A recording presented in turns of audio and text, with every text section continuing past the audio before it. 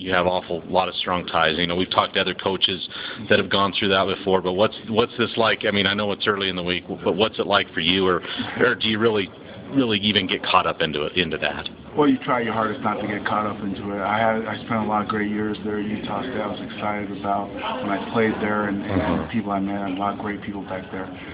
But unfortunately, in this business, you play a lot of your friends at times. And so once the whistle starts, once the game starts, you want to beat them. And afterwards, you're still friends with them. So I'm excited about going back, but it's really not about me, obviously, or about that. It's about us going out and playing well and executing all those things. Right. Familiar with some of their personnel. They're very good. I mean, could easily be 4-0 right now, and obviously a good run game, but the defense seems very physical. They're not allowing a whole lot right now. What on the defensive side, what makes them so good or so dangerous, I guess? Well, Coach Anderson's built a very strong team from the ground up, very balanced approach to their team.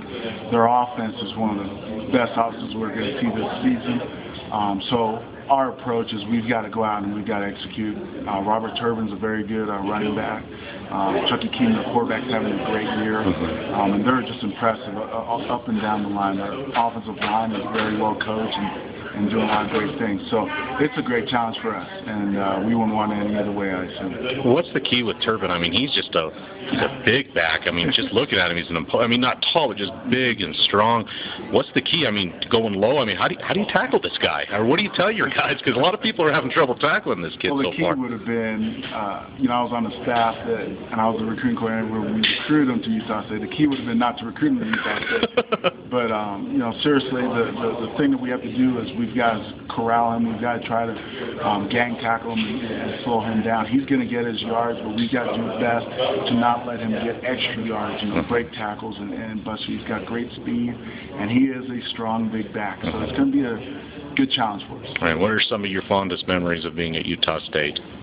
Oh, I have a lot of great memories there. We were fortunate to win a good deal of games. We went to Las Vegas Bowl, won that. I had great coaches from Jim Zorn, Charlie Weatherby, to Bob Petrino, who's now Arkansas, John L. Smith, who went on to do a lot of other things. And I've had a lot of great coaches come through there, and just a tremendous experience. I would be.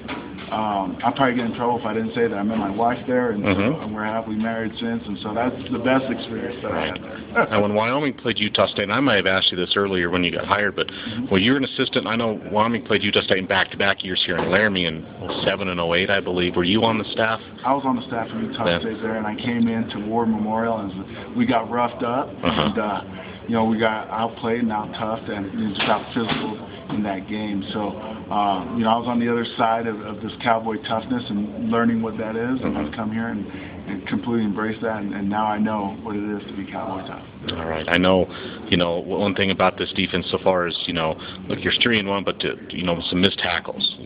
What did you guys work a lot on that in this bye week, or what is there anything specific that just needs to happen for the tackling to get shored up, and not talking just your guys as a unit as a whole? Well, one, we've played some pretty good backs, which are having a good year, but as a whole, the defensive unit, we went back to fundamentals and back to basics a lot this week, and so hopefully we came out and we improved in that area fundamentally, and some of it is you see the end result of the tackle, but we were out of position as a defensive lineman, whether we were paddling, we were high, or our hands were in the right place to not be able to make that tackle. So we went back to fundamentals, and we had to get better at that first, and we got to continue to improve that tackle.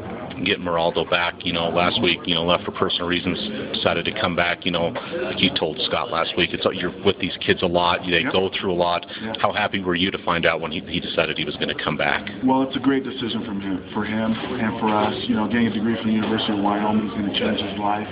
I believe he's a first-generation college student in his family. And so, those decisions that you make when you're 19, 20 will impact you for the rest of your life. And that's just some of the things we visit with him about. It's just, this is going to have a bigger impact in your life, greater than playing football. And so we wanted him to come back, finish school, and do those things.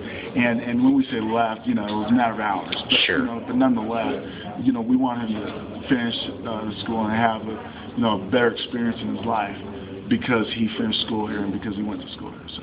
Gotcha. All right.